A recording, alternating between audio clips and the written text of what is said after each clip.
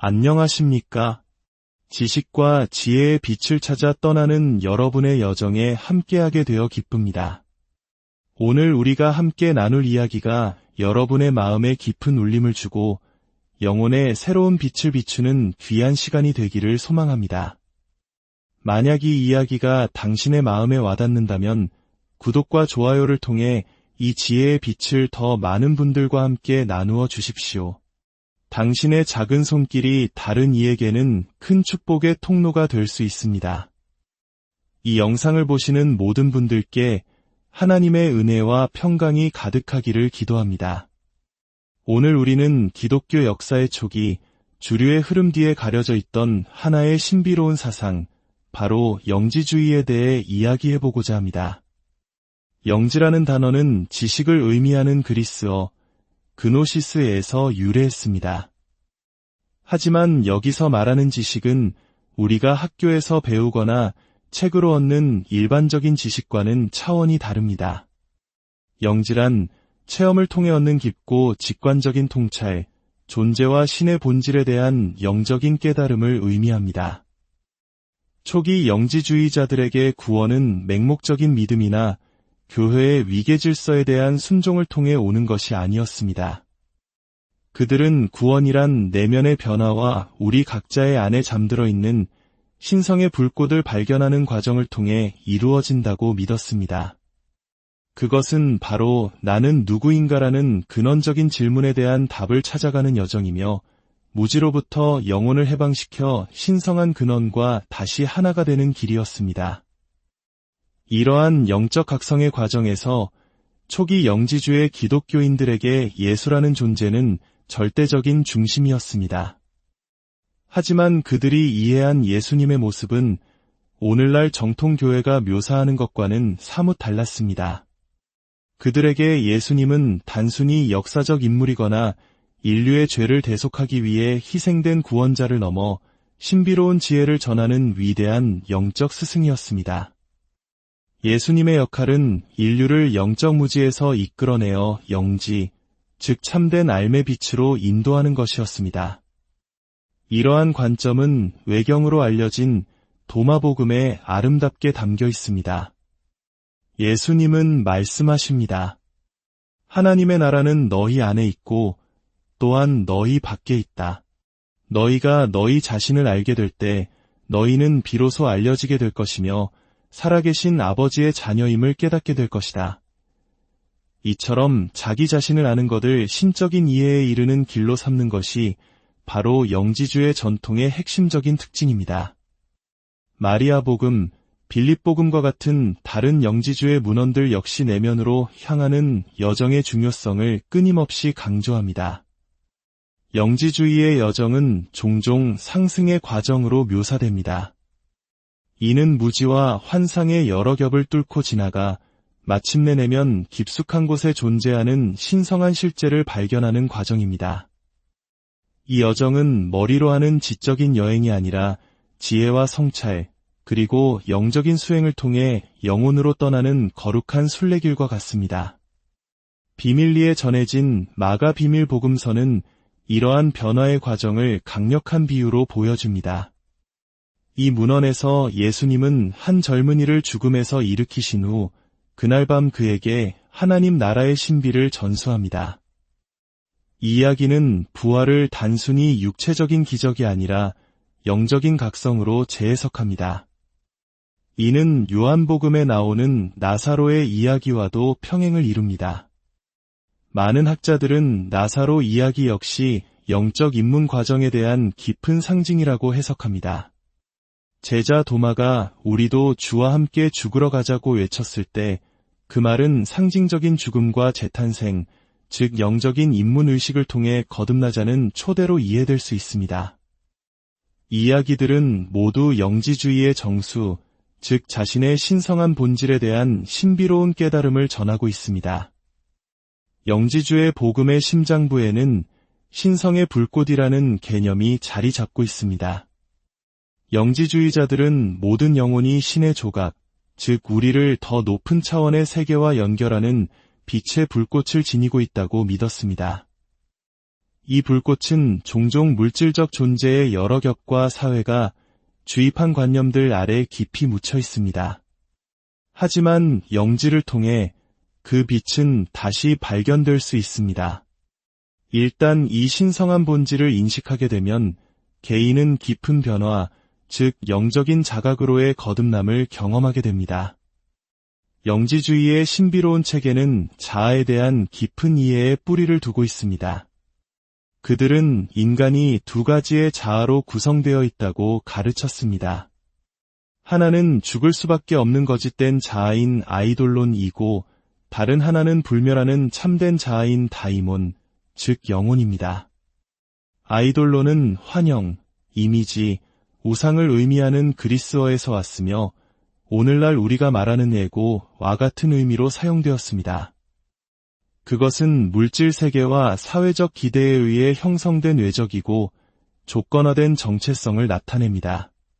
반면에 다이몬은 신성한 영, 인도하는 힘을 의미하는 그리스어에서 유래했으며 충만한 영의 개별화된 형태인 순수한 영혼을 묘사합니다. 흥미롭게도 이 신성한 영혼을 의미하던 다이몬이라는 단어는 후대에 그 의미가 왜곡되어 악마를 뜻하는 데몬이라는 단어의 어원이 되었습니다.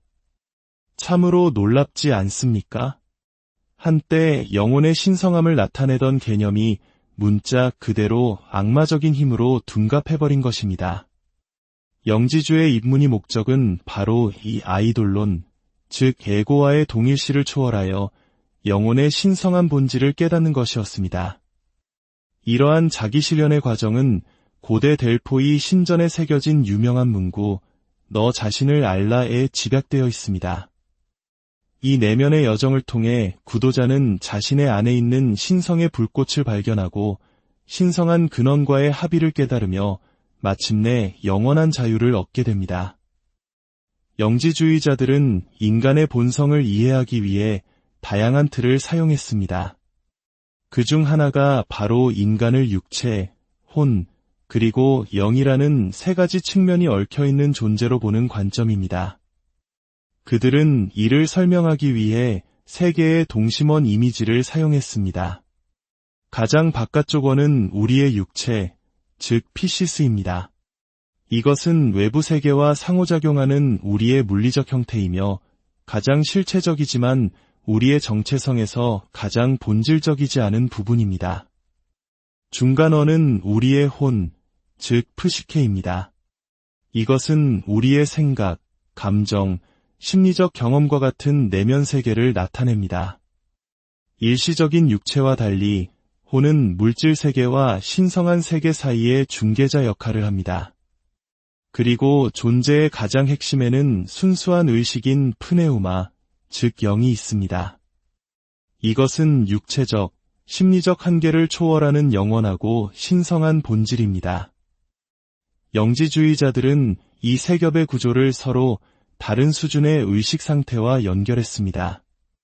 깊은 잠에 빠졌을 때 우리는 육체와 혼을 인식하지 못하는 순수한 영으로 존재합니다. 꿈속에서는 육체와 분리된 채 혼을 통해 현실을 경험합니다. 그리고 깨어있을 때 우리는 이 세 가지 수준을 동시에 살아가지만 종종 육체를 우리의 참된 자신으로 착각하며 살아갑니다. 하지만 영적인 깨달음을 얻은 이들은 육체가 혼 안에 존재하며 그 혼은 다시 영, 즉 의식 안에 존재한다는 것을 보았습니다. 이는 양자역학의 등장과 함께 오늘날 다시금 주목받고 있는 놀라운 통찰입니다. 만약 육체가 혼 안에 있다면 우리는 의식을 가진 육체적 존재가 아닙니다. 오히려 우리는 일시적인 육체적 형태를 통해 스스로를 경험하고 있는 의식 그 자체인 것입니다. 이러한 관점은 현실 자체가 더 깊고 숨겨진 신성한 구조의 투영이라는 생각과 일치합니다.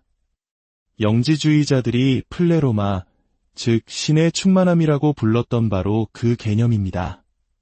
현실의 가장 높은 차원에는 하나의 궁극적인 의식이 존재하며 이 신성한 존재가 무한한 형태로 자신을 드러냅니다.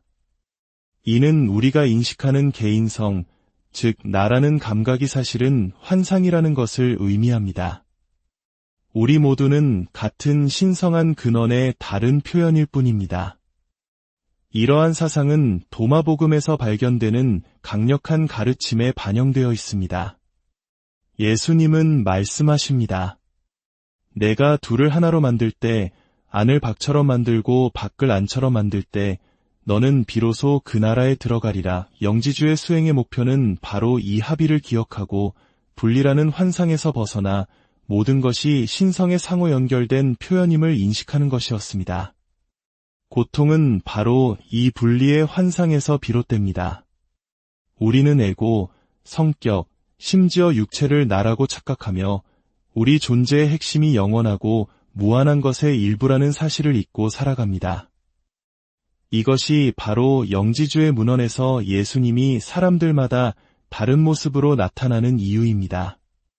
그분은 단일한 역사적 인물이 아니라 구도자의 인식 수준에 따라 다른 형상을 취하는 신성한 현존의 상징이기 때문입니다.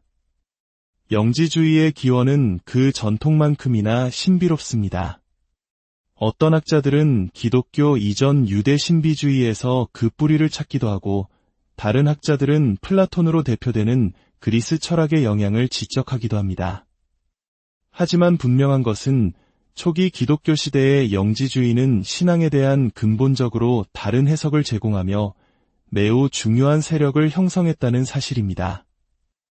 영지주의의 가장 주목할 만한 측면 중 하나는 그 포용성입니다. 정통 교회의 엄격한 위계 질서와 달리 영지주의 공동체는 종종 남성과 여성을 동등하게 대했으며 여성이 지도자 역할을 맡는 것을 허용했습니다.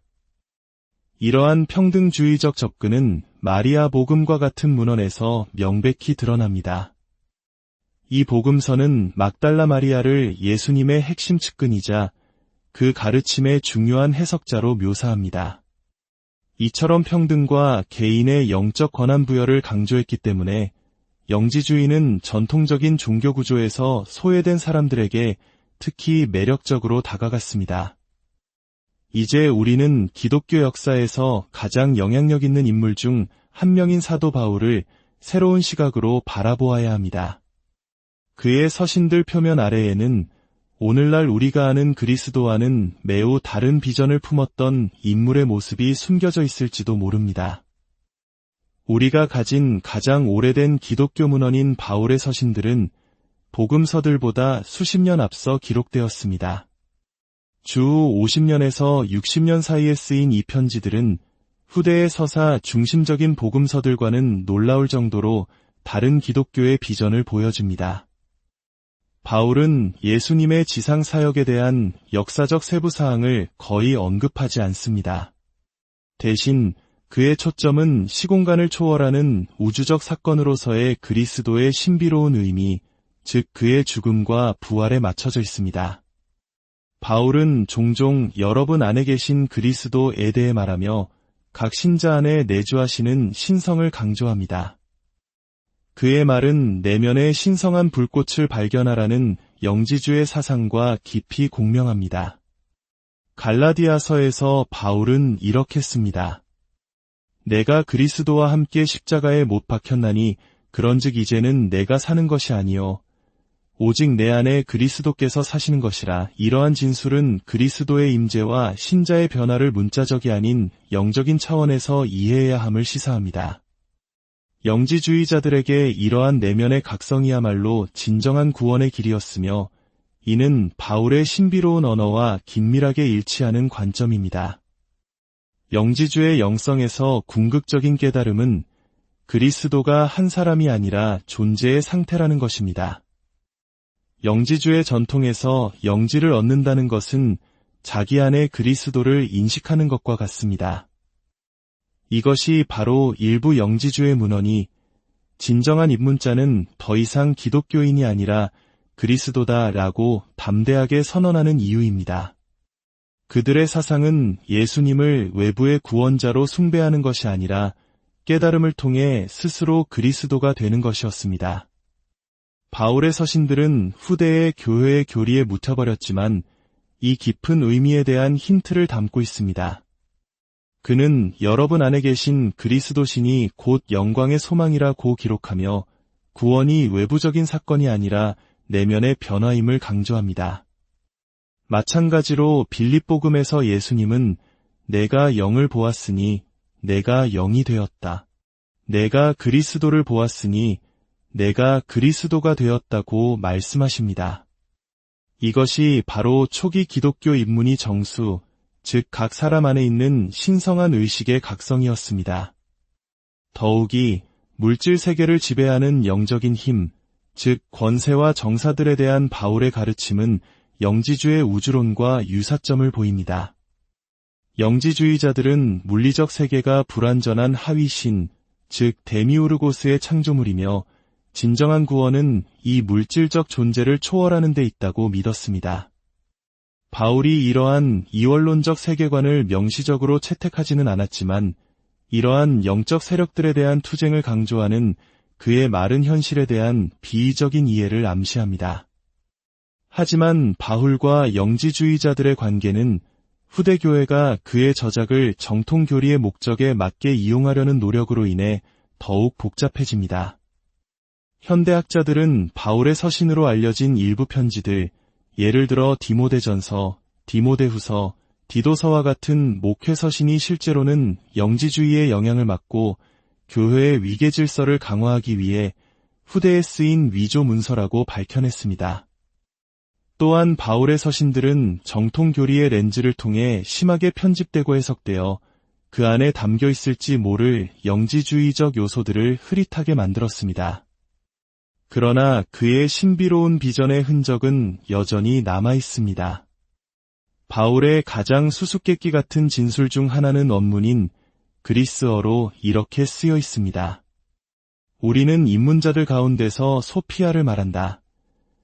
지혜를 의미하는 소피아는 영지주의 사상의 중심이었으며 종종 신성한 여성적 인물로 의인화되어 남성적인 그리스도의 영적 짝으로 여겨졌습니다. 하지만 정통 기독교 전통에서 이 구절은 종종 우리는 성숙한 자들 가운데서 하나님의 지혜를 말한다로 번역됩니다. 원래의 단어로 돌아가 볼 때 이 소피아는 누구였을까요? 그리고 그녀는 기독교 이야기에서 어떤 역할을 했을까요? 그 해답은 아마도 우리 중 누구도 상상했던 것보다 훨씬 더 거대하고 심오할 것입니다. 오늘 우리가 함께 나눈 영지주의의 이야기는 우리에게 질문을 던집니다. 진정한 암은 어디에 있는가? 신성은 정말 우리 바깥에만 존재하는가? 어쩌면 가장 위대한 진리는 거창한 교리나 화려한 의식이 아닌 우리 각자의 마음 깊은 곳, 조용히 빛나고 있는 신성의 불꽃 속에서 발견되는 것일지도 모릅니다. 여러분의 내면에서 빛나는 그 거룩한 빛을 발견하는 축복된 여정이 되기를 진심으로 기도합니다. 하나님의 평화와 지혜가 여러분 모두와 늘 함께